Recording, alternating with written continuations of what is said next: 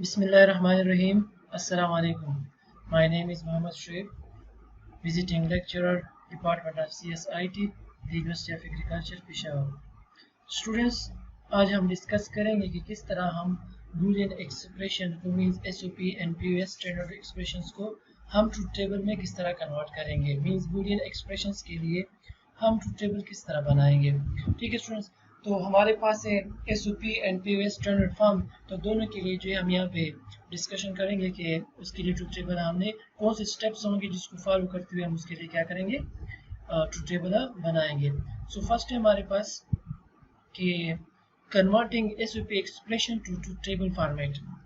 सबसे पहले स्टूडेंट्स याद रखें कि हमने इससे पहले जो डिस्कशन की थी एसओपी और पीओएस के लिए, तो एसओपी में हमने यही बात डिस्कस की थी कि उसमें एटलीस्ट वन टर्म जो है वो 1 के बराबर होना चाहिए। मींस जितने भी टर्म्स हमारे पास आएंगे उसका रिजल्ट जो है वो 1 के बराबर आना चाहिए। सो यहाँ पे जो ट्रूथ टेबल होगा इसमें जितने भी एक्सप्रेशंस होंगे एसओपी एक्सप्रेशंस, उनके लिए हम हर एक ईच टर्म के लिए हम 1 लिखेंगे। ठीक है, तो मींस ट्रूथ टेबल बनाने के लिए सबसे पहला स्टेप ये होगा कि चूंकि हमें पता है कि अगर हमारे पास 2 इनपुट्स है मींस 2 वेरिएबल्स यूज हो रहे हैं, तो हमारे पास ट्रूथ टेबल में उसके लिए टोटल इनपुट कॉम्बिनेशंस कितने होंगे, 4 होंगे, बिकॉज हमारे पास फार्मूला है 2 power n where n is the number of inputs. So अगर हमारे पास इनपुट्स 2 हैं तो 2 पावर 2 से हमारे पास क्या आएगा, 4 आएगा। सिमिलरली अगर हमारे पास 3 है इनपुट्स मींस वेरिएबल्स, तो 2 पावर 3 से हमारे पास आएगा 8। सिमिलरली अगर 4 है तो हमारे पास टोटल इनपुट्स कॉम्बिनेशन आएंगे 16। तो सबसे पहले हमें ये बात ध्यान में रखनी होगी कि टोटल इनपुट्स कॉम्बिनेशंस कितने हैं।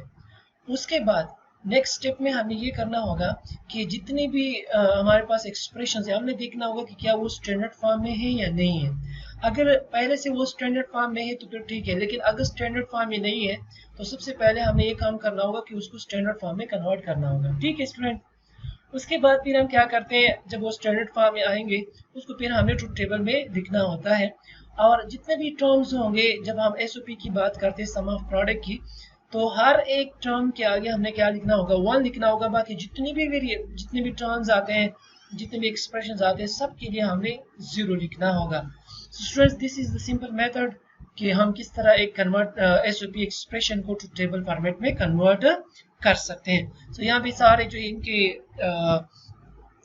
मेथड्स लिखा हुआ है कि किस तरह हमने जो है किसी भी एसओपी एक्सप्रेशन को ट्रूथ टेबल फॉर्मेट में कन्वर्ट करना होगा। यहाँ पे लिखा हुआ है कि रिकॉल, जिस तरह हमने पहले प्रीवियस लेक्चर में डिस्कस किया था कि an SOP expression is equal to 1 only if at least one of the product term is equal to 1। जिस तरह हमारे पास मल्टीपल प्रोडक्ट्स होते हैं तो उसमें एटलीस्ट एक का 1 होना जो है वो क्या जरूरी है।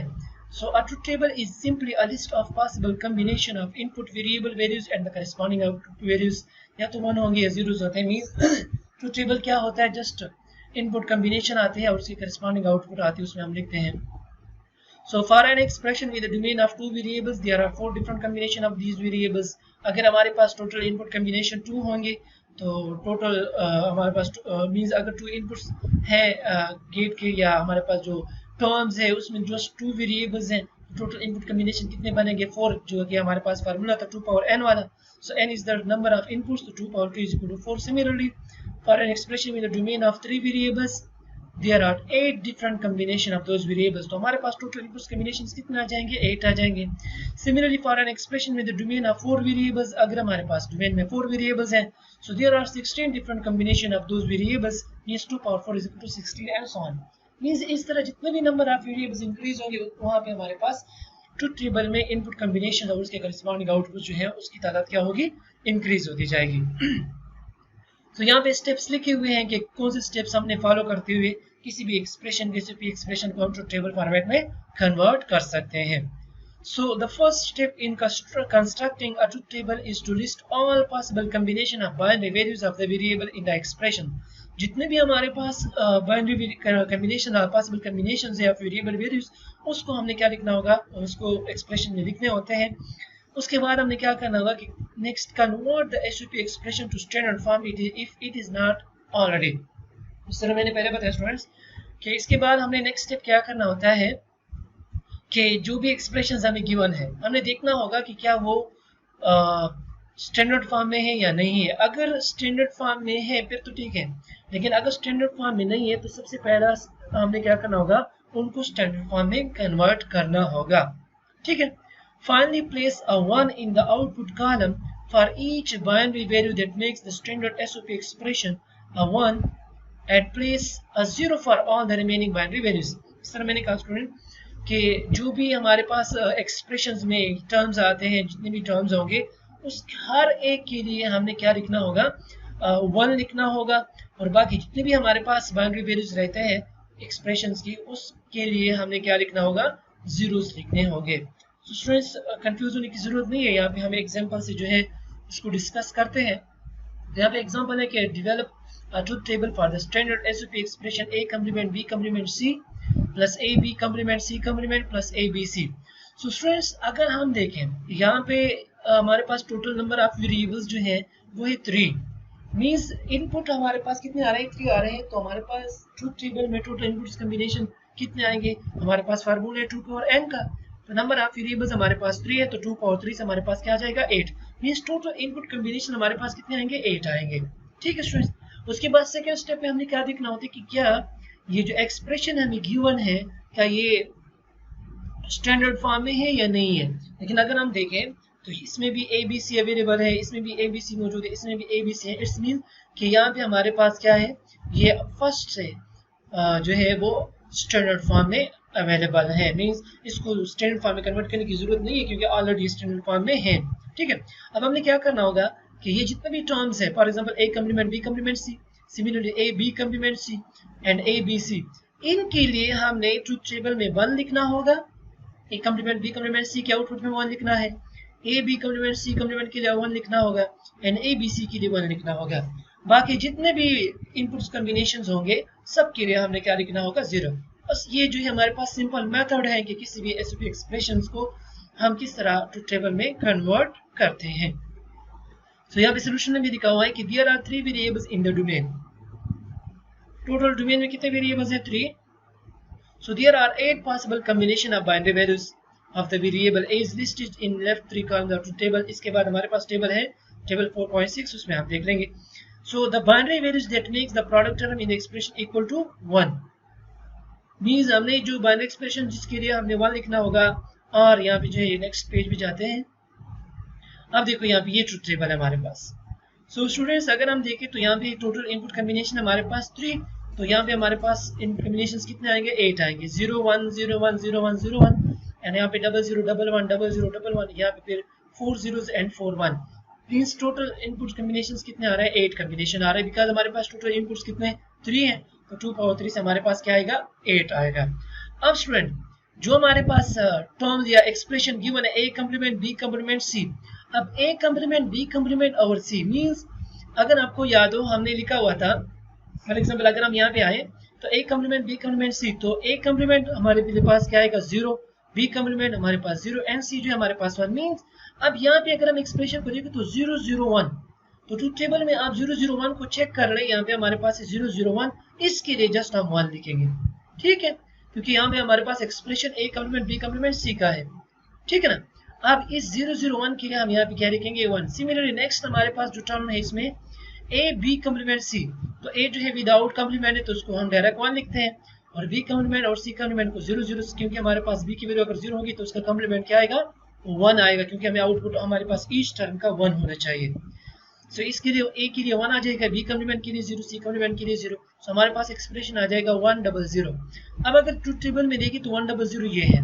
ठीक है स्टूडेंट, इसको शेडेड किया गया है, तो इसके लिए भी 1 हम लिख लेते हैं। यहाँ पे इसका आउटपुट में लिखा हुआ है product term A B complement C complement. Similarly next जो हमारे पास है टर्म A B C है, सो इसमें किसी एक के ऊपर B कॉम्प्लीमेंट नहीं है, तो A direct 1 B 1 and C 1, तो 1 1 1 आ रहा है। तो ट्रुथ टेबल में हम देखते हैं तो 1 1 1 हमारे पास लास्ट वन जो बाइनरी एक्सप्रेशन है इनपुट कॉम्बिनेशन उसमें आ रहा है 1 1 1, तो उसके लिए भी हम 1 लिख लेते हैं, और जो रिमेनिंग बाइनरी है नंबर एक्सप्रेशन है उस सब के लिए हमने तमाम के लिए हमने क्या लिखना होगा, 0 0 0 लिखना होगा। So this is the method how to convert a standard SOP expression into to table format। Just फिर से अगर मैं आपको बता दूं कि फर्स्ट ऑफ ऑल आपने क्या करना होगा कि देखना होता है कि हमारे पास टोटल इनपुट्स कितने आ रहे हैं, मींस वेरिएबल्स कितने आ रहे हैं, तो उतने हमारे पास इनपुट कॉम्बिनेशन आएंगे using a formula 2 power n। 2 power n फार्मूले को यूज करके हम उसकी कॉम्बिनेशन फाइंड आउट कर लेते हैं। उसके बाद फिर हमने क्या करना होता है नेक्स्ट स्टेप में कि हमने देखना होता है कि क्या ये जो एक्सप्रेशन हमें गिवन है क्या ये स्टैंडर्ड फॉर्म में है या नहीं है। अगर स्टैंडर्ड फॉर्म में नहीं है तो पहले हमने उसको स्टैंडर्ड फॉर्म में कन्वर्ट करना होगा, जो ऑलरेडी हम प्रीवियस लेक्चर में डिस्कस कर चुके हैं कि किस तरह एक एसओपी एक्सप्रेशन को स्टैंडर्ड फॉर्म में हमने कन्वर्ट करना होता है, किस तरह हम कन्वर्ट करते हैं। ठीक है, अगर स्टैंडर्ड फॉर्म में तो डायरेक्ट हम ट्रूथ टेबल की तरफ जाते हैं। फिर ट्रूथ टेबल में हमने क्या करना होगा कि जो भी एक्सप्रेशन हमें गिवन है उन तमाम के लिए हमने 1 लिखना होता है आउटपुट में, और बाकी जितने भी एक्सप्रेशंस होते हैं रिमेनिंग उसके लिए हमने क्या लिखना होता है 0 0 0 लिखना होता है। सो सिंपल मेथड है किसी भी एसओपी एक्सप्रेशन को, स्टैंडर्ड एसओपी एक्सप्रेशन को हम ट्रूथ टेबल में कन्वर्ट इसी तरीके मेथड से कर सकते हैं। So for each of these binary values place a 1 in the output column as shown in the table। इन जितने भी एक्सप्रेशन हमारे पास आए इनके लिए हमने 1 लिखना होगा, and for each of the remaining binary combinations place a 0 in the output column। और जितने भी रिमेनिंग एक्सप्रेशन है बाइनरी एक्सप्रेशन कॉम्बिनेशंस है उसके लिए हमने क्या लिखना होगा 0 लिखना होगा। होपफुली स्टूडेंट्स आपको समझ आ चुकी होगी किस तरह हम एक एसओपी स्टैंडर्ड फॉर्म को उसके ट्रूथ टेबल में कन्वर्ट करते हैं। तो यहाँ पे एक रिलेटेड प्रॉब्लम स्टूडेंट्स पे आप जो है ट्राई कर लें। हमारे पास create a truth table for the standard SOP expression A complement B C complement plus A B complement C. Again यहाँ पे हमारे पास टोटल इनपुट कॉम्बिनेशन कितने, टोटल इनपुट्स कितने वेरिएबल्स वो 3 हैं। तो अगेन हमारे पास ट्रूथ टेबल यही रहेगा, यही ट्रूथ टेबल होगा, मींस 8 इनपुट्स का। अब जो है अगर हम देखें तो ये ऑलरेडी स्टैंडर्ड फॉर्म में भी है क्योंकि इसमें ए बी सी है और यहाँ पे भी ए बी सी है, तीनों में जो है डोमेन में, दोनों डोमेन में हमारे पास नंबर ऑफ वेरिएबल्स इक्वल है। इसके बाद हमने क्या करना होगा कि ये जो हमारे पास एक्सप्रेशन आ रहा है A complement B and C complement और ए बी कॉम्प्लीमेंट सी, इसके लिए ट्रूथ टेबल में हमने 1 1 लिखना होता है, बाकी तमाम के लिए हमने क्या लिखना होगा 0। सो अगर हम देखें ए कॉम्प्लीमेंट है तो इसके लिए हमारे पास 0 आ जाएगा, बी है तो इसके लिए 1 और सी कॉम्प्लीमेंट इसके लिए भी 0। सो 0 1 0। अगर हम ट्रूथ टेबल में देखें तो 0 1 0 कहाँ पे, ये वाला, ये थर्ड जो हमारे पास रो आ रही है 0 1 0, इसके लिए यहाँ पे 1 आ जाएगा। सिमिलरली फिर नेक्स्ट हमारे पास क्या है ए बी कॉम्प्लीमेंट सी, तो ए जो है हमारे पास विदाउट कॉम्प्लीमेंट है तो उसके लिए 1 आएगा, बी हमारे पास कॉम्प्लीमेंट के साथ तो उसके लिए 0 आएगा और सी अगेन विदाउट कॉम्प्लीमेंट तो इसके लिए 1। सो मींस हमारे पास एक बाइनरी एक्सप्रेशन क्या रह जाता है 1 0 1। तो अगर हम देखें तो इसमें 1 0 1 ये वाला टर्म है, नीचे से थर्ड रो है 1 0 1, तो इसके लिए भी आप 1 लिख लेंगे। सो ये जो सिंपल कन्वर्जन हो गया कि किस तरह एक स्टैंडर्ड एसओपी एक्सप्रेशन को हम ट्रूथ टेबल में कन्वर्ट करते हैं। अब इसके बाद हम डिस्कस करते हैं converting POS expression to truth table format, कि हम एक पीओएस एक्सप्रेशन को किस तरह ट्रूथ टेबल फॉर्मेट में कन्वर्ट करते हैं। फिर दोनों के लिए मेथड सेम ही है। इसमें भी सबसे पहला स्टेप आपने ये करना होता है कि हमने देखना होता है कि नंबर ऑफ वेरिएबल्स कितने हैं। अगर 2 है तो इसके लिए इनपुट कॉम्बिनेशन हमारे पास कितने आएंगे 4। वही स्टेप्स हैं जो हमने पहले वाले में कर लिए हैं एसओपी के लिए, सेम स्टेप हम पीओएस के लिए भी जो है वो यूज करेंगे। सो फर्स्ट स्टेप क्या होगा कि हमने नंबर ऑफ वेरिएबल्स जो है देखने होते हैं कि कितने नंबर ऑफ इनपुट्स हैं।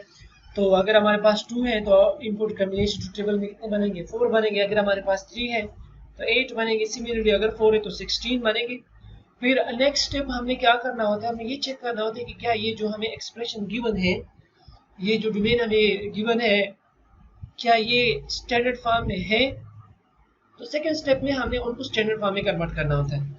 अगर पहले ही से वो स्टैंडर्ड फॉर्म में है तो उसको फिर कन्वर्ट करने की जरूरत नहीं है क्योंकि वो ऑलरेडी स्टैंडर्ड फॉर्म में अवेलेबल होते हैं।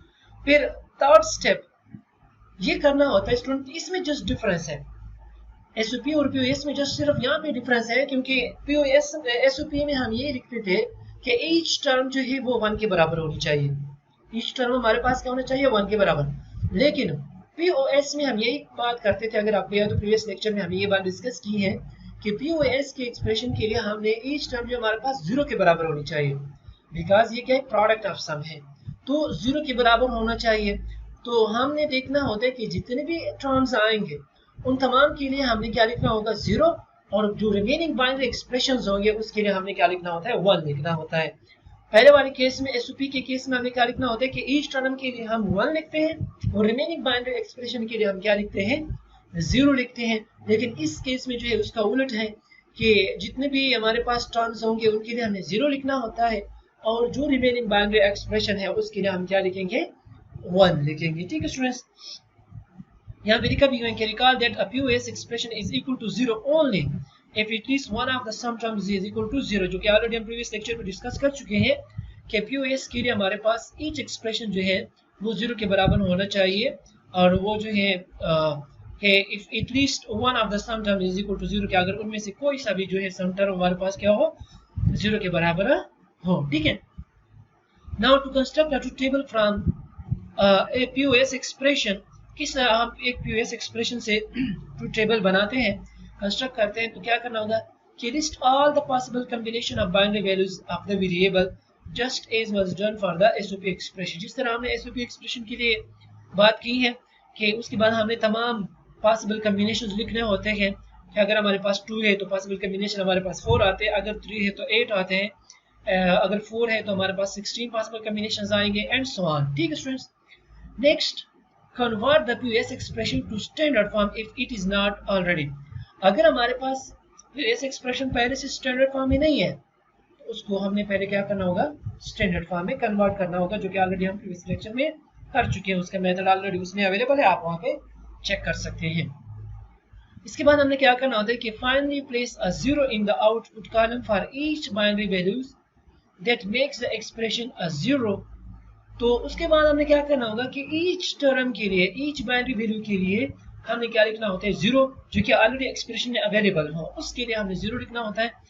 And place a 1 for all the remaining binary values, और जितने भी हमारे पास रिमेनिंग बाइनरी वैल्यूज आ जाते हैं उसके लिए हमने क्या लिखना होता है, 1 लिखना होता है। तो स्टूडेंट्स यहाँ पे हम एग्जांपल परफॉर्म कर एग्जांपल्स करते हैं, सॉल्व करते हैं, उसमें भी इंशाल्लाह आपको समझ आ जाएगी किस तरह हम उसको कन्वर्ट करते हैं। ठीक है स्टूडेंट्स, अब देखिए यहाँ पे Determine the truth table for the following standard POS expression। यहाँ पे हमारे पास एक POS product of some expression given है, इसके लिए हमने क्या लिखना होता है, क्या बनाना है, एक ट्रूथ टेबल बनाना है।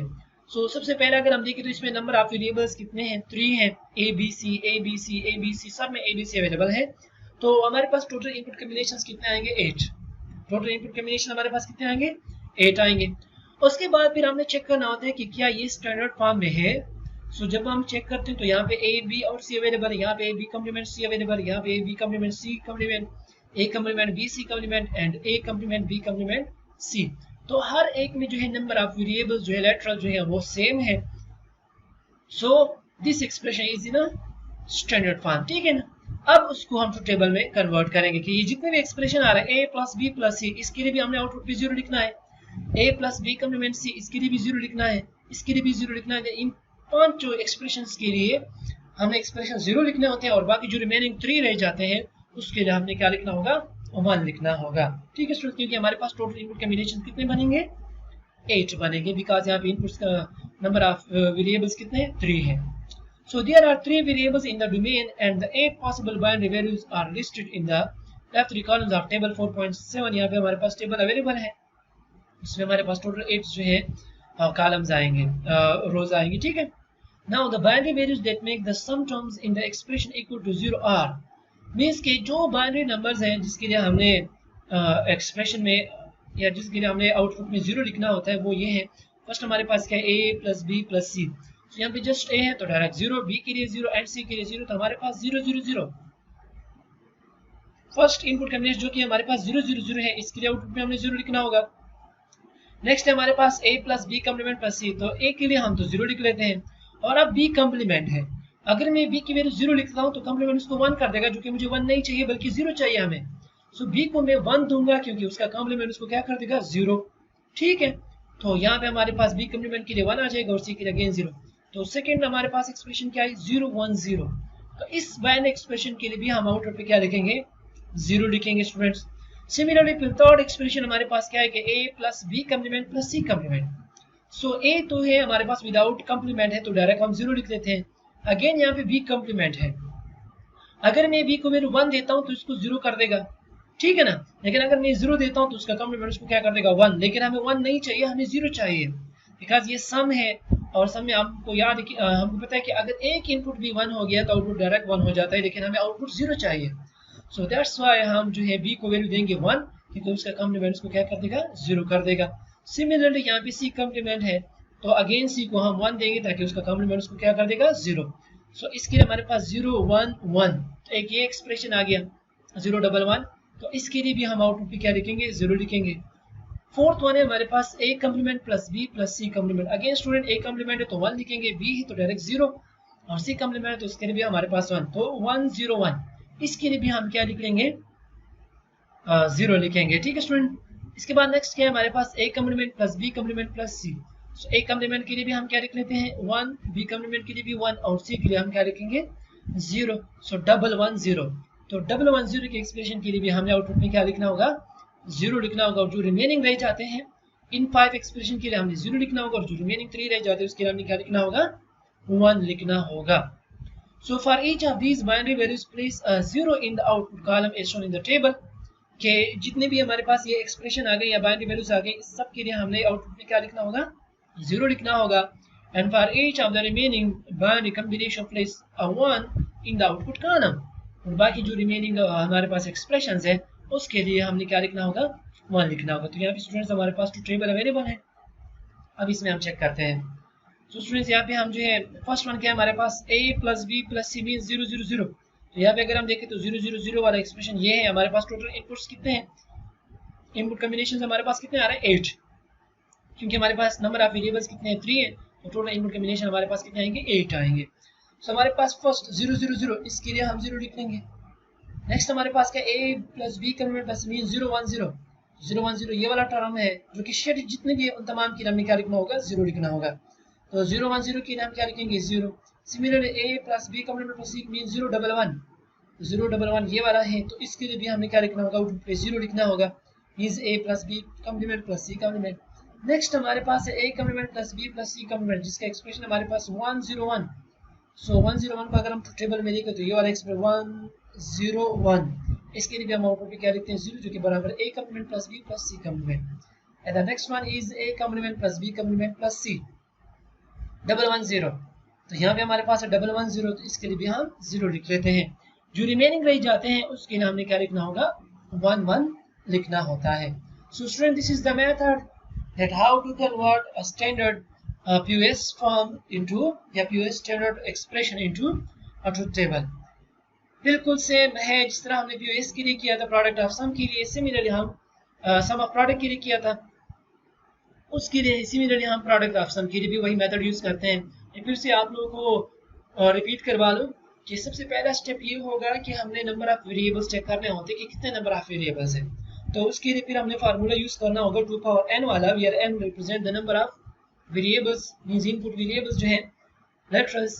तो अगर हमारे पास 2 है तो 2 पावर 2 से हमारे पास टोटल इनपुट कॉम्बिनेशन आ जाएंगे 4।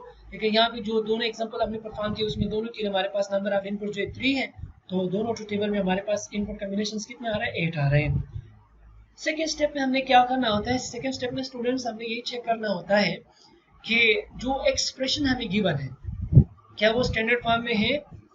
अगर पहले से स्टैंडर्ड फॉर्म में अवेलेबल है मींस मौजूद फिर तो ठीक है, लेकिन अगर स्टैंडर्ड फॉर्म में नहीं है, कोई एक वेरिएबल मिसिंग है किसी एक टर्म में, तो सबसे पहले हमने क्या करना होगा उसको हमने स्टैंडर्ड फॉर्म में कन्वर्ट करना होगा, वो POS हो या SOP हो, दोनों के लिए सेम रूल्स हैं।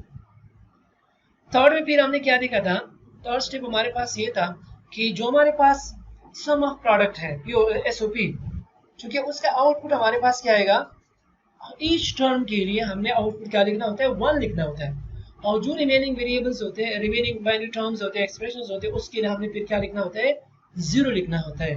लेकिन अगर हम प्रोडक्ट ऑफ सम की बात कर लें POS की बात कर लें तो उसमें हमने ईच बाइनरी एक्सप्रेशन के लिए क्या लिखना होता है 0 लिखना होता है, और रिमेनिंग जितने भी वेरिएबल्स रह जाते हैं एक्सप्रेशन बाइनरी एक्सप्रेशन रह जाते हैं उसके लिए फिर हमने क्या लिखना होता है 1 लिखना होता है।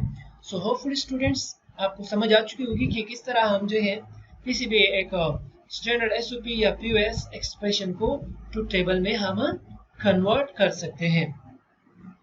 फिर भी स्टूडेंट्स अगर आपको किसी किस्म की भी कोई कंफ्यूजन हो या क्वेश्चन हो तो आप कमेंट में लिख सकते हैं, कर सकते हैं, और जो है इंशाल्लाह मैं आपके लिए फिर जो है उसका आंसर मैं आपको मस्त दूंगा। Thank you so much.